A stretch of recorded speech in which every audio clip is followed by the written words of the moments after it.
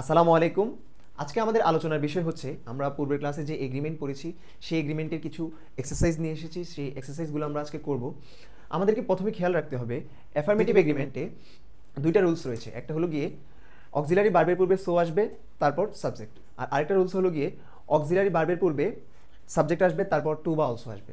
আর negative এগ্রিমেন্টের দুইটি rules রয়েছে। সেই দুইটি রুলসের মধ্যে প্রথমটি হলো গিয়ে আমরা যদি নিদার বা নরকে প্রথমে আনি তাহলে তারপরে অক্সিলারি ভার্ব তারপরে সাবজেক্ট আসবে।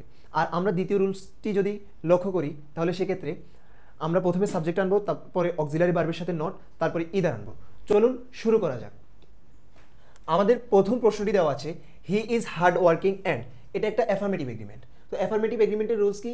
হয় প্রথমে সো থাকবে, নয়তো প্রথমে সাবজেক্ট থাকবে। আচ্ছা, আমরা যদি একটু অপশনগুলোর দিকে লক্ষ্য করি, আই এম সো অর্থাৎ he is hard working and I am so, এটা কোনোভাবেই আমাদের রুলস অনুযায়ী যাচ্ছে না, তাই এটা ভুল।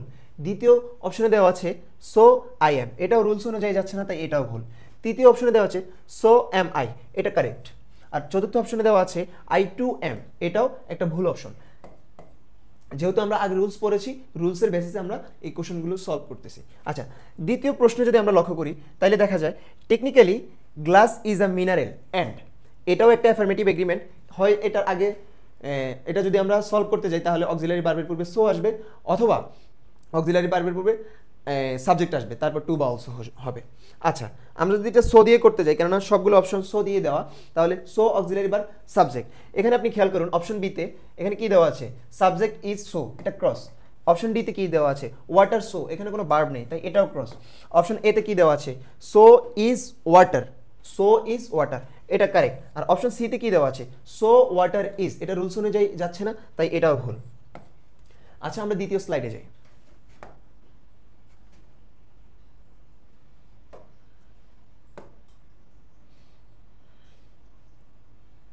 দ্বিতীয় স্লাইডের 3 নম্বর প্রশ্নটাতে বলা হয়েছে দে আর ইনগ্রোসড ইন স্টাডিজ অ্যান্ড, এটাও একটা অ্যাফার্মেটিভ এগ্রিমেন্ট। এটা হয় সো দিয়ে করতে হবে বা টু বা অলসো দিয়ে করতে হবে। আমরা যদি অপশনগুলোর দিকে লক্ষ্য করি তাইলে এখানে সবগুলো অপশনেই সো দেওয়া, জাস্ট একটা অপশনে টু দেওয়া।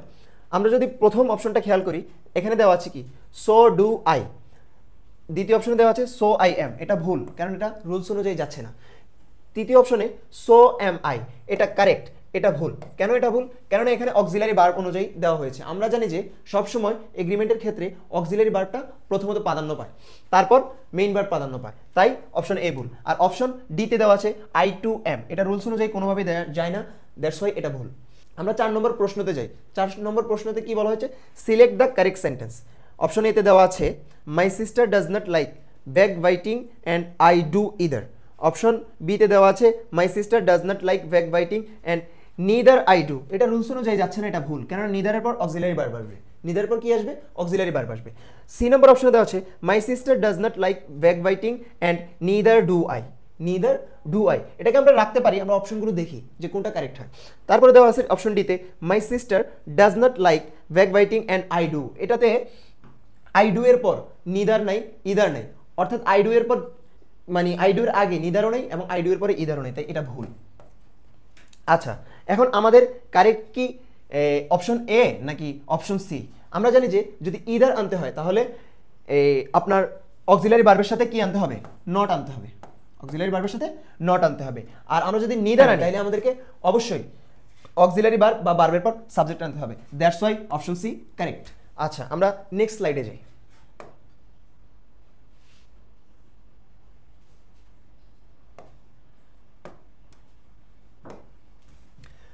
আমাদেরকে এখানে 5 নম্বর প্রশ্নতে দেওয়া হয়েছে my friend does not like sweets, এটা একটা নেগেটিভ এগ্রিমেন্ট। নেগেটিভ এগ্রিমেন্ট করতে গেলে আমরা নিদার বা ইদার দিয়ে করতে হয়। আচ্ছা, আমরা দেখি, অর্থাৎ এখানে বলেছে ডু আই, তাইলে আমরা প্রথমেই দেখতেছি কি এখানে আগে ভার্বটা দেওয়া তারপর সাবজেক্টটা দেওয়া, অর্থাৎ এটা নিদার দিয়ে করতে হবে। তাইলে আমরা এখানে যেখানে ইদার দেখবো এটা ডিরেক্ট ক্রস দিয়ে দিব, অর্থাৎ ইদার ক্রস, যেহেতু নেগেটিভ এগ্রিমেন্ট সো ক্রস।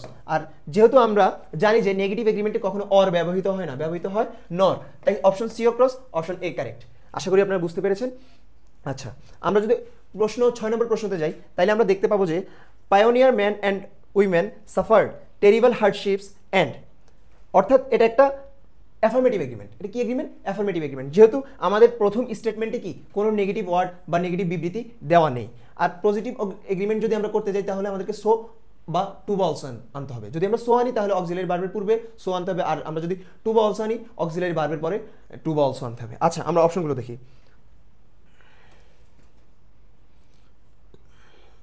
এখানে অপশনে কি দেওয়া আছে? Also did the children. আমরা জানি যে অলসো কখনো প্রথমে আসে না, তাই অপশন এ ভুল। অপশন বিতে কি দেওয়া আছে?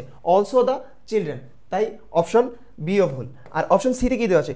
সো ডু দ্য চিলড্রেন, এটা কারেক্ট। এটা কি কারেক্ট? এটা কি আপনাদের মনে হচ্ছে না এটা কারেক্ট না, এটা ভুল? কেন এটা ভুল? এখানে কি দেওয়া আছে? ডু দেওয়া আছে। আমরা জানি কি সাফার্ড হলো গিয়ে কি V2 অর্থাৎ ফার্স্ট টেন্সে আছে, তাই আমাদের উত্তরটাও ফার্স্ট টেন্স অনুযায়ী করতে হবে। কারণ আমরা বলেছি যে দ্বিতীয় ভার্বটি প্রথম ভার্বের টেন্স অনুযায়ী হবে। প্রথম ভার্বের কি অনুযায়ী হবে? টেন্স অনুযায়ী হবে। So that's why so did the children অপশনটি কারেক্ট। আমরা যদি নেক্সট স্লাইডে যাই তাহলে আমরা আরো দুইটা এমসিকিউ দেখতে পাবো। যাওয়া যাক।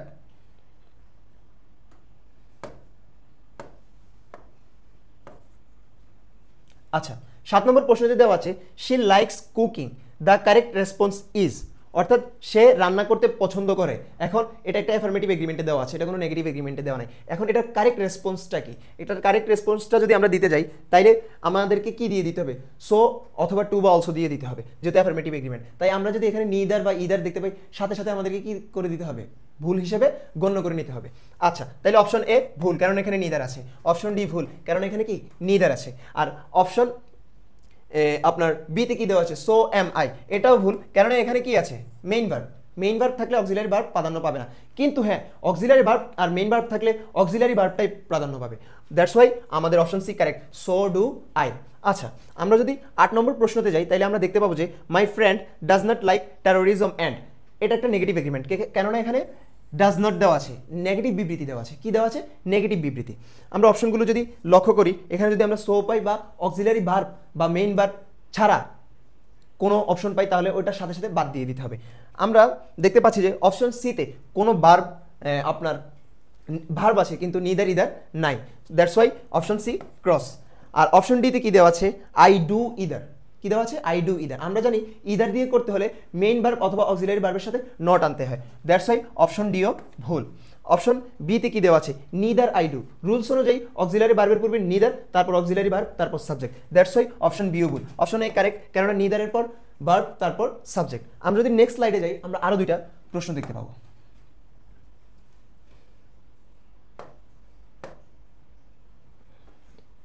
9 নম্বর প্রশ্নতে বলা হয়েছে my students don't like homework and. তাহলে আমরা বুঝতে পারি যে এটা হলো গিয়ে কি একটা কি নেগেটিভ এগ্রিমেন্ট। কেন নেগেটিভ এগ্রিমেন্ট? এখানে নেগেটিভ বিবৃতি, ডোন্ট লাইক ডু এর সাথে নট যুক্ত আছে। আচ্ছা, তাহলে আমরা যদি এখানে সো টু বা অলসো দেখতে পাই, সাথে সাথে আমাদেরকে কি করতে হবে? বাদ দিয়ে দিতে হবে। যেমন কি এখানে বলা হয়েছে অপশন সিতে এখানে আই ডু দেওয়া আছে, ইদার নাই নিদার নাই, দ্যাটস ওয়াই এটা ভুল।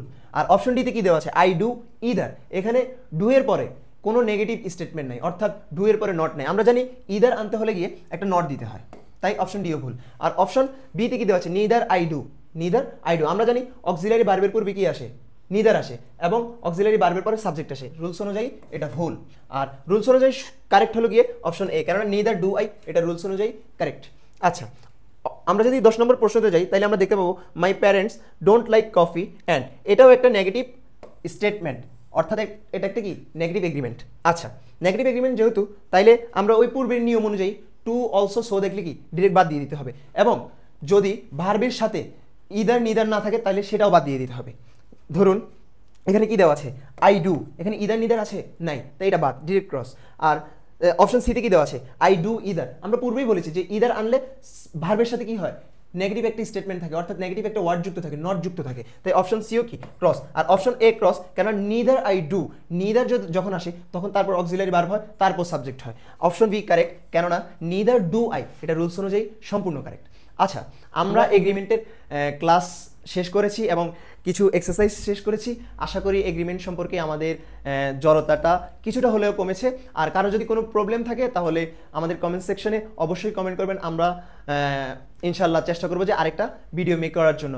আর আমি আশা করি যে এখানে আপনাদের আর কোনো সমস্যা থাকবে না এগ্রিমেন্ট নিয়ে। ইনশাল্লাহ নেক্সট অন্য কোনো ভিডিওতে অন্য কোনো টপিক নিয়ে দেখা হবে। সেই পর্যন্ত আপনারা সুস্থ থাকবেন, ভালো থাকবেন। আসসালামু আলাইকুম।